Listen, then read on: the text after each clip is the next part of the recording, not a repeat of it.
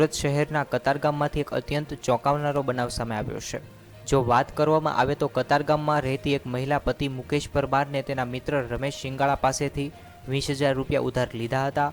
આ 20,000 રૂપિયા ચૂકવી ન શકવાને કારણે મહિલાએ તેના પતિને તેના મિત્રને હવાલે કરી દીધી હતી। 20,000 રૂપિયા ચૂકવી ન શકવાને કારણે મહિલાને તેના પતિએ તેના મિત્રને હવાલે કરી દીધી હતી। સમગ્ર મામલાને લઈ અને મહિલાએ કતારગામ પોલીસ સ્ટેશનમાં ફરિયાદ નોંધાવી હતી।